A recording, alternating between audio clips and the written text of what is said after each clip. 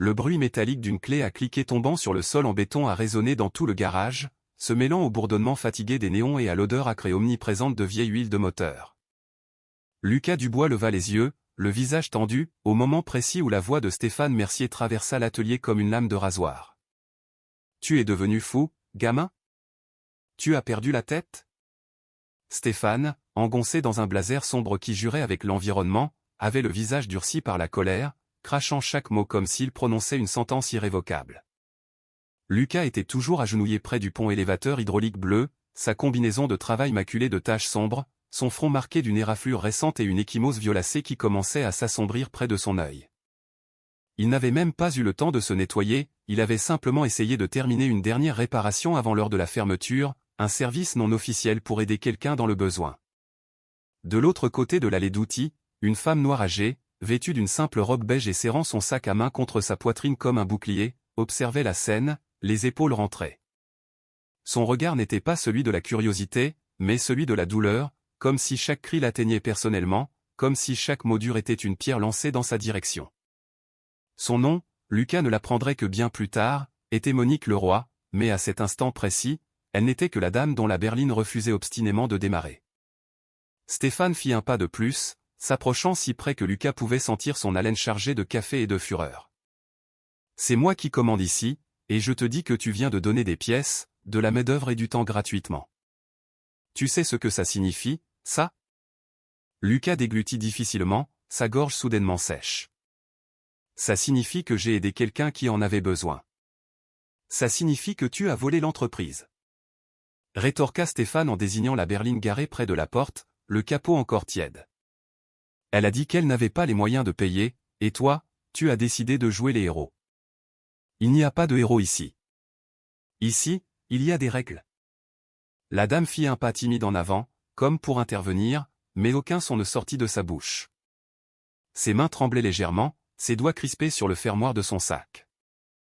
Lucas se releva lentement, le tissu rêche de sa combinaison produisant un léger bruissement. Il ne fit pas face à Stéphane avec défi, mais avec quelque chose de bien pire aux yeux de son patron, la dignité. « Je n'ai rien volé.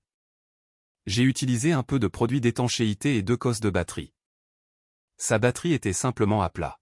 « J'ai juste, tais-toi. » L'interrompit Stéphane, sa voix montant d'un cran, assez fort pour que les autres employés, affairés à distance, jettent des regards furtifs tout en feignant de ne rien voir. « Tu crois que je ne sais pas ce que tu fais ?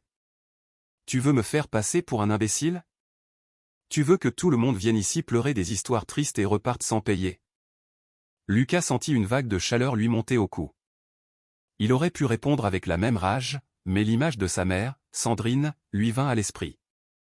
Il entendit sa voix au téléphone, répétant inlassablement « La chose la plus précieuse que tu possèdes, c'est ton nom. » Il prit une profonde inspiration. « Je l'ai fait parce qu'elle était coincée ici, seule.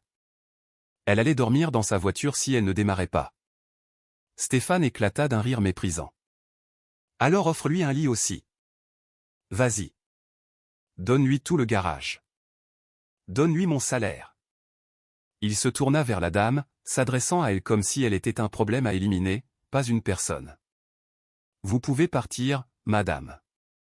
La réparation est faite, mais ne revenez pas ici en pensant que c'est un hôtel. » Monique ouvrit la bouche, sa voix enfin audible, basse et rauque, comme si elle ne l'utilisait pas souvent. « J'ai essayé de payer. J'ai offert ce que j'avais. » Stéphane ne lui accorda même pas un regard. « Gardez-le pour vous acheter un ticket de bus. Dehors. » Lucas sentit quelque chose se briser en lui. Ce n'était pas la perspective de perdre son travail, c'était la manière dont cet homme traitait les gens, comme s'ils étaient de la poussière sous ses chaussures. Il se tourna vers Monique, s'adressant à elle avec une douceur infinie, comme à quelqu'un qui pourrait se briser. « Votre voiture tiendra le coup. Conduisez prudemment. Si vous sentez une odeur de brûlé, arrêtez-vous immédiatement et essayez de trouver demain un endroit où ils pourront faire un remplacement complet. » Monique fixa Lucas pendant une longue seconde, comme si elle tentait de mémoriser chaque trait de son visage. « Mon fils, déglutit-elle. Merci. » Stéphane frappa une fois dans ses mains, un son sec et sarcastique. « Magnifique. » Applaudissements.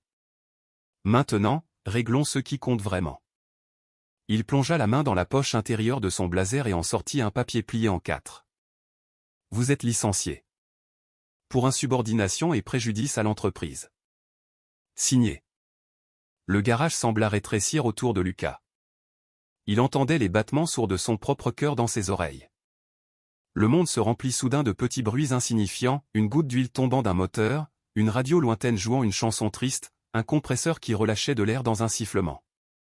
Il ne prit pas le stylo. Je ne signerai pas ça maintenant. Stéphane approcha agressivement le papier de son visage. Tu vas signer, ou tu sortiras d'ici sous escorte. Et si tu pars sans signer, je me chargerai personnellement d'appeler tous les autres garages de la région. Tu deviendras la risée de la profession, le mécanicien qui travaille pour la charité. Personne ne t'embauchera. Lucas jeta un regard à Monique, dont les yeux brillaient de larmes non versées. Elle semblait vouloir dire quelque chose, mais la peur de ne faire qu'empirer sa situation la paralysait. Il reporta son attention sur Stéphane. Je m'en vais, mais je n'aurai pas honte d'avoir aidé quelqu'un. Stéphane afficha un sourire satisfait. Génial. La porte est par là. Lucas se dirigea vers son casier métallique, en sortit son vieux sac à dos, sa casquette et une photo écornée qu'il gardait toujours sur lui. Lui, sa mère et son beau-père, lors d'un simple barbecue dans le jardin, avant que tout ne devienne si compliqué. En se retournant pour partir, il vit Monique, toujours debout, immobile, comme si son corps refusait d'obéir. Elle fit 2 pas envers lui. Sa main se posa sur son bras, un contact léger, presque immatériel. Vous vous êtes blessé. Ce n'est rien, força-t-il un sourire. Juste une petite frayeur. Une pièce qui a lâché. Rien de grave. Monique regarda l'échymose sur son visage comme si elle pouvait y lire toute une histoire. Parfois, ce qui fait mal, ce n'est pas la pièce qui lâche. Elle inspira profondément. Quel est votre nom ? Lucas. Elle répéta son nom doucement, comme une prière. Lucas. Puis, avant de se diriger vers sa voiture, elle ajouta avec une fermeté inattendue pour une personne d'apparence si fragile, ne laissez personne vous convaincre que la bonté est une erreur. Lucas resta là, la regardant s'éloigner d'un pas lent et monter dans sa voiture. Ce ne fut que lorsque les feux arrière de la berline disparurent au coin de la rue qu'il sentit le poids réel de la situation s'abattre sur lui. Il était sans emploi, et le loyer, lui, n'attendrait pas. Ce soir-là, son appartement simple à Lyon lui parut plus petit et plus étouffant que jamais. C'était un logement modeste près d'un grand boulevard, avec des murs si fins qu'il vivait au rythme des conversations de ses voisins et de leurs odeurs de cuisine. Assis sur le bord de son lit, il contempla une feuille de dépenses griffonnée dans un carnet. Les chiffres ne collaient pas, peu importe comment il les tournait. Son téléphone vibrait sans cesse, des messages de sa mère, Sandrine, qui demandait comment s'était passée sa journée.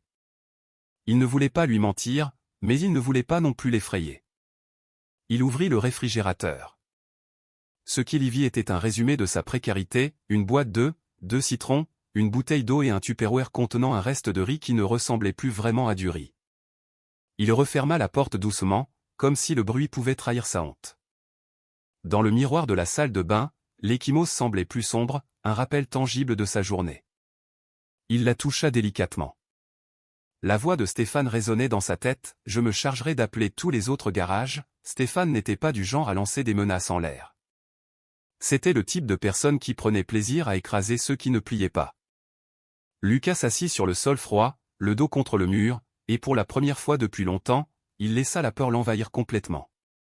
Pas une peur monstrueuse et écrasante, mais une peur lasse, un poids lourd qui s'installait sur sa poitrine et refusait de bouger. Il prit son téléphone et écrivit à sa mère, « Journée difficile, mais ça va ». Il fixa la phrase, sentant le goût amer de ce « ça va ». Il effaça et écrivit la vérité. « J'ai perdu mon travail ». Son doigt tremblait en appuyant sur « Envoyer ».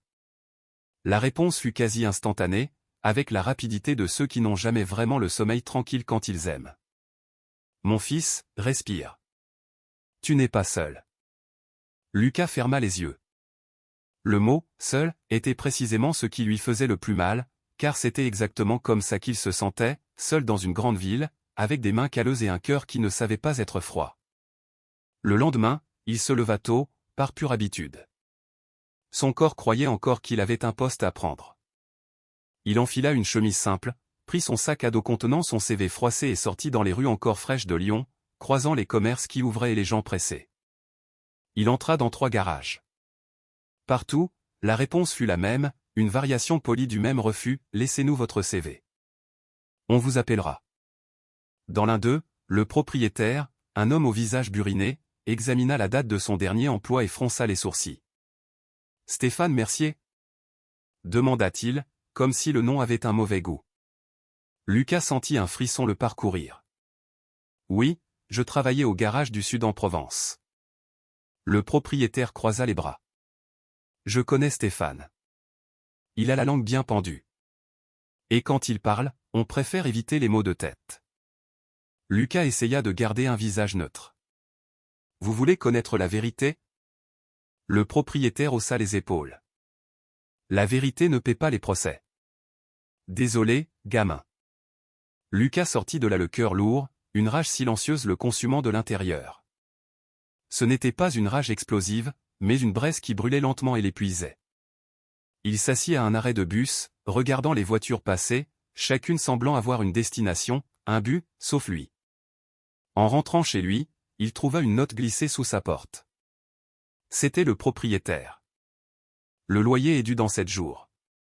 Aucun retard ne sera toléré. » Il serra le papier dans sa main, le froissant.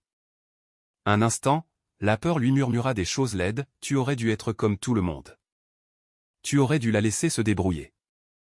Tu aurais dû te taire. » La peur était rusée, elle essayait toujours de déguiser la culpabilité en protection. Lucas prit une profonde inspiration et se souvint du contact léger de la main de Monique sur son bras. Ne laissez personne vous convaincre que la bonté est une erreur. Cet après-midi-là, le téléphone sonna. Numéro inconnu. Lucas répondit, avec un espoir qu'il jugeait lui-même dangereux. Lucas Dubois. La voix à l'autre bout du fil était féminine, ferme et professionnelle. Oui, bonjour. Mon nom est Chloé Dupont. Je travaille aux affaires administratives pour le groupe Auto France. Lucas se redressa, comme s'il était de nouveau sous les néons du garage. Je ne travaille plus là-bas. Je sais, dit-elle. La pause qui suivit semblait calculée. Je vous appelle car nous devons vous parler. Pouvez-vous vous présenter demain à 9 h au siège régional? Avenue des Lacs, immeuble 12. L'estomac de Lucas se noua. J'ai fait quelque chose de mal? Je ne peux pas discuter des détails par téléphone. La voix de Chloé n'était pas menaçante, juste neutre. Je vous demande simplement de venir. C'est important. Lucas raccrocha, la main moite. Le siège régional. Il n'y avait jamais mis les pieds. Pour lui, Auto France, c'était juste le garage du Sud en Provence où il changeait des pneus et réparait des freins. Le siège régional, c'était un autre monde. Moquette épaisse, gens en costume, porte silencieuse. Cette nuit-là, il ne dormit presque pas, s'imaginant Stéphane manigançant une vengeance plus grande, une accusation de vol, une histoire montée de toutes pièces pour détruire sa réputation. Quand le soleil se leva, il enfila ses plus beaux vêtements, un jean sombre sans trou, une chemise repassée avec soin et ses baskets les moins usées. L'échymose sur son visage était encore là, d'un jaune verdâtre, comme un rappel constant. Le siège régional était un bâtiment de verre qui reflétait le ciel bleu. À l'intérieur, l'odeur n'était pas celle de l'huile, mais d'un produit de nettoyage coûteux et de la climatisation. Lucas se sentit déplacé, comme un tournevis sur une table en porcelaine.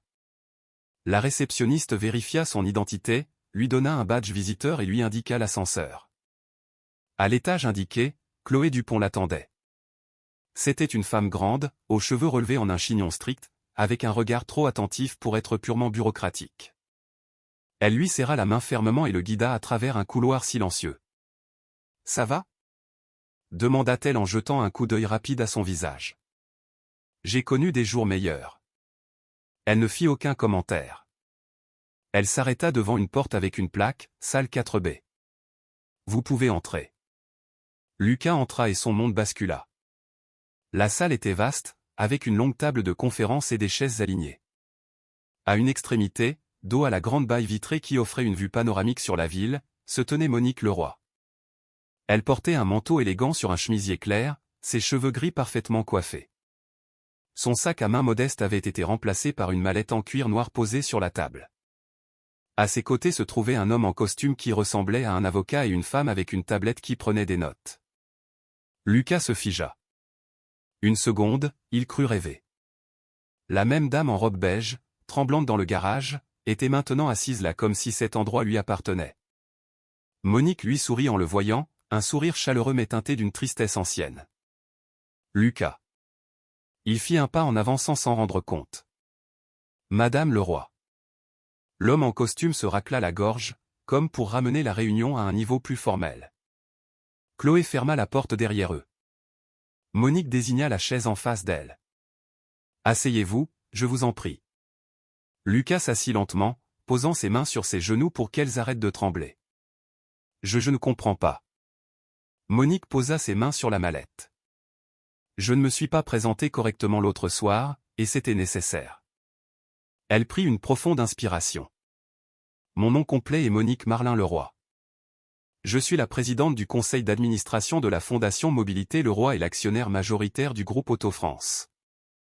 Lucas sentit sa tête tourner, comme si tout l'air de la pièce venait d'être aspiré.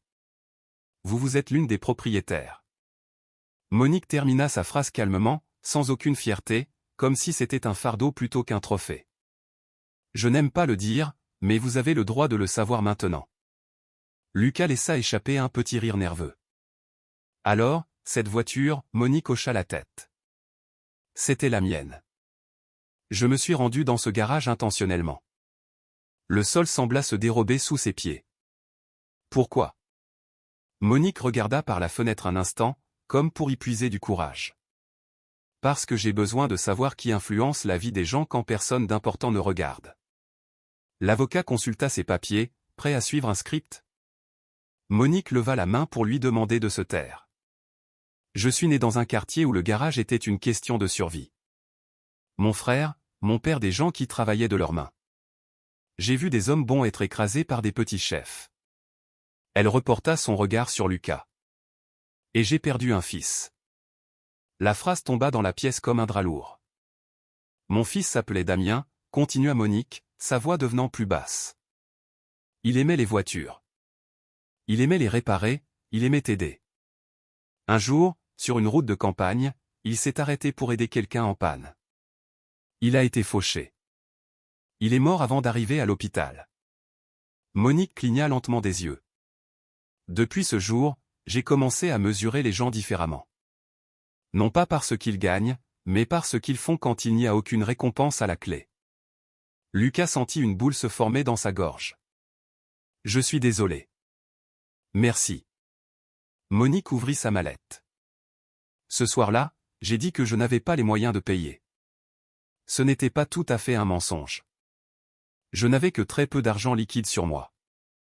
Je voulais voir ce qui se passerait quand la situation n'était pas pratique. Et Stéphane, Monique regarda Chloé, qui fit glisser une tablette sur la table. À l'écran, des vidéos de surveillance. Le garage. Stéphane qui hurlait. Lucas qui refusait de signer. Monique, recroquevillée. Le son était faible, mais le visage de Stéphane en disait assez. Monique parla avec fermeté, sans crier, mais chaque mot avait un poids immense. J'ai entendu la façon dont il vous a parlé, avouez à moi. J'ai vu comment il a essayé d'utiliser votre peur. Et je vous ai aussi vu choisir de rester humain. J'ai juste fait ce que je pensais être juste. C'est rare. Monique referma la mallette. Lucas, je ne vous ai pas fait venir ici pour vous effrayer. Je vous ai fait venir parce que votre licenciement était injuste, et parce qu'il se passe quelque chose de plus grave chez Auto-France qu'un simple manager mal élevé. L'avocat prit alors la parole, d'une voix contrôlée. Nous avons reçu des plaintes anonymes concernant des pratiques abusives, des manipulations de registres, des surfacturations et des détournements de pièces. Il fit glisser un document vers Lucas. M. Lucas Dubois a été cité par plus d'un employé comme quelqu'un qui refusait de participer à ces pratiques. Lucas sentit un choc. Je n'ai jamais participé à quoi que ce soit de ce genre. Nous le savons, dit Chloé, avec un soulagement sincère dans la voix. Et c'est pour ça que vous étiez un problème pour lui. Monique inclina la tête. Stéphane voulait des gens qui obéissent sans poser de questions. Quand vous avez réparé ma voiture gratuitement, il a vu une occasion de vous soumettre. Sauf qu'il ne savait pas qui j'étais. Lucas laissa échapper l'air de ses poumons, presque en tremblant. Et maintenant? Monique le regarda droit dans les yeux. Maintenant, je veux rendre justice de la bonne manière. Pas avec la vengeance, mais avec la réparation. Je veux vous offrir un poste dans une nouvelle unité que nous ouvrons, le nouvel atelier solidaire Autocœur, en partenariat avec ma fondation. Meilleur salaire, mutuelle, et une bourse pour une certification avancée. Vous aurez un mentor, et si vous le souhaitez, vous pourrez diriger une équipe d'ici 6 mois. Lucas resta sans voix. Je ne sais pas quoi dire. Dites la vérité, répondit doucement Monique. La vérité sortit avec des larmes qu'il ne s'attendait pas à verser. Il cligna des yeux rapidement. J'avais peur de ne pas pouvoir payer mon loyer, de devoir appeler ma mère pour lui dire que j'avais échoué, de rentrer les mains vides. Monique hocha la tête lentement, comme quelqu'un qui connaît bien ce genre de peur. Vous n'avez pas échoué. Vous avez fait un choix, et vous en avez payé le prix. Ce n'est pas un échec, c'est du caractère. Chloé posa une enveloppe devant lui. Ceci est une avance, Lucas. Ce n'est pas de la charité. C'est une prime à la signature, pour que vous puissiez respirer. Lucas regarda l'enveloppe. Et Stéphane? L'avocat répondit avec une froideur professionnelle. Il sera immédiatement mis à pied. Une enquête interne est en cours. Et si ce que nous avons déjà se confirme, ce sera un renvoi aux autorités. Un soulagement presque coupable envahit Lucas. Une partie de lui, celle qui avait réparé la voiture de Monique sans réfléchir, savait qu'il ne s'agissait pas d'abattre un homme, mais d'arrêter une machine à humilier. Monique se leva. Lucas, je veux vous demander une chose. Pas pour moi, pour vous. Elle posa une main sur son cœur. Ne laissez pas cet épisode vous endurcir. Le monde a déjà bien assez de gens endurcis. J'ai besoin de gens comme vous. Lucas se leva à son tour, l'échymose sur son visage semblant presque le brûler d'émotion. J'accepte. Monique sourit, un sourire qui semblait enfin trouver un endroit où se poser. Alors, commençons de la bonne manière. Le jour même, quand Lucas retourna au garage du Sud en Provence pour récupérer ses derniers outils, Stéphane Mercier n'était plus le roi de rien. 2 représentants des ressources humaines étaient là, et Chloé observait silencieusement près de la porte. Stéphane sortit de son bureau, les yeux hagards, le visage rouge. C'est quoi ça? Qui sont ces gens? Stéphane Mercier, vous êtes suspendu avec effet immédiat, annonça Chloé. Le regard de Stéphane croisa celui de Lucas. Ah. C'est donc ça. Tu es allé te plaindre?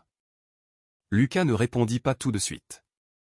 Il se dirigea vers son casier, l'ouvrit et commença à ranger ses outils, un par un. Je ne suis allé pleurer auprès de personne. J'ai juste fait ce qui était juste. Encore une fois. Tu vas le regretter. Menaça Stéphane. Je sais, répondit Lucas, contenant le tremblement dans sa voix. Je me suis frotté au genre de personnes qui trouvent normal de traiter les autres comme des moins que rien. Et je ne l'accepterai plus. Le silence tomba. Dans ce silence, Stéphane comprit que la peur qu'il avait semée n'avait jamais été de la loyauté. Alors qu'on le conduisait dehors, un mécanicien plus âgé, Pierre Bernard, s'approcha de Lucas. Et, gamin. J'ai vu ce que tu as fait pour la dame. Et j'ai vu ce qui t'est arrivé. L'homme lui tendit la main. J'aurais dû parler ce jour-là. Je suis désolé. Lucas lui serra la main. Ce n'est rien. Si, insista Pierre. On s'est tous tus par peur, et tu as payé pour tout le monde. Merci de nous avoir rappelé qu'on peut encore être humain. Les jours suivants furent comme un changement de saison. Lucas commença à l'atelier solidaire Autocœur. Le garage était plus petit, mais plus lumineux, avec des règles affichées qui parlaient de respect et de transparence. Le premier jour, Monique passa avec un café. Elle posa un petit objet sur l'établi, un vieux porte-clés en forme de petite voiture. C'était à Damien. Je ne peux pas accepter ça. Si, vous le pouvez. Parce qu'il l'aurait donné à quelqu'un comme vous. Et parce que je veux que sa mémoire continue d'avancer. Lucas prit le porte-clés. Le métal était usé. Merci. Monique lui montra une petite pièce vide. Ce sera la salle de formation. Nous allons former des jeunes qui veulent apprendre un métier. J'ai besoin de quelqu'un pour enseigner non seulement la mécanique, mais le respect, le courage. Acceptez-vous? Lucas s'imagina des jeunes gens, effrayés comme il l'avait été. Il s'imagina une voix leur disant « Vous pouvez le faire. Et vous n'avez pas besoin de perdre votre humanité pour travailler. » « J'accepte, dit-il d'une voix ferme. La vie ne devint pas un film parfait. Il y eut des jours difficiles. Un jour, il reçut un appel d'un ancien collègue. « Lucas? Tu as vu les infos? Stéphane a été arrêté. » Ce n'était pas de la joie qu'il ressentit, mais un soulagement triste. Le mois suivant, lors d'une cérémonie de remise de prix communautaire au Centre culturel municipal de Blois, Monique monta sur scène. J'ai appris que ce qui change vraiment le monde, c'est quand quelqu'un choisit de faire ce qui est juste, même quand ça coûte cher. Elle appela Lucas sur scène. Il sentit son visage brûler. Devant tout le monde, il essaya de parler. Je ne suis bon qu'à réparer des choses. Des voitures, et parfois, je crois, un peu d'espoir aussi. J'ai réparé la voiture de Madame Leroy parce que j'ai pensé à ma mère. Si elle était seule, j'aimerais que quelqu'un l'aide. C'est tout. Il s'arrêta, ravalant un sanglot. J'ai perdu mon travail pour ça. J'ai eu peur. Mais j'ai aussi découvert que la justice existe encore. Pas celle qui crie le plus fort, mais celle qui voit. Merci de m'avoir vu. Monique lui serra la main. Dans le silence, une promesse, tu n'es pas seul. La semaine suivante, les cours commencèrent. Un garçon timide, Léo Martin, une fille déterminée, Manon Petit, un jeune silencieux, Enzo Lambert. Lucas les regarda et se vit en eux. Ici, leur dit-il, personne ne vous criera dessus. Une voiture peut être en panne, mais une personne ne l'est jamais. Des mois passèrent. Un soir, alors que Lucas nettoyait l'atelier, Monique entra. Je voulais te dire merci. Pas pour la voiture. Pour ce qui s'est passé après. J'ai passé tellement de temps à croire que le monde s'était assombri à la mort de mon fils. Mais aujourd'hui, en vous voyant, toi et ces jeunes, j'ai senti que sa lumière ne s'était pas éteinte. Elle a juste changé d'endroit. Lucas ne sut quoi répondre de sophistiqué. Il est ici, dans la façon dont vous avez choisi de réagir. Monique sourit, une larme coulant sur sa joue. À la fin de cette journée, en fermant l'atelier, Lucas se remémora tout, le cri de Stéphane, la note de loyer, la peur. Il se mit au volant de sa propre Citroën 2CV, acheté petit à petit, avec effort, sans miracle. Le moteur démarra au premier tour, comme si le monde, pour une fois, lui disait « Moi aussi, je t'ai vu ». Des mois plus tard, un vieil homme entra dans l'atelier avec une vieille fourgonnette bruyante. « Combien vous allez me prendre ?» demanda-t-il, méfiant. Lucas s'essuya les mains et sourit patiemment. Ici, on ne prend rien à personne. On explique. L'homme fronça les sourcils. Ça existe, ça? Lucas regarda vers la cour, où Monique riait avec un groupe de jeunes. L'avenir, oui, ça existe, dit Lucas. Mais seulement parce qu'un jour, quand une dame a eu besoin d'aide, j'ai choisi de réparer. Et elle a choisi de voir.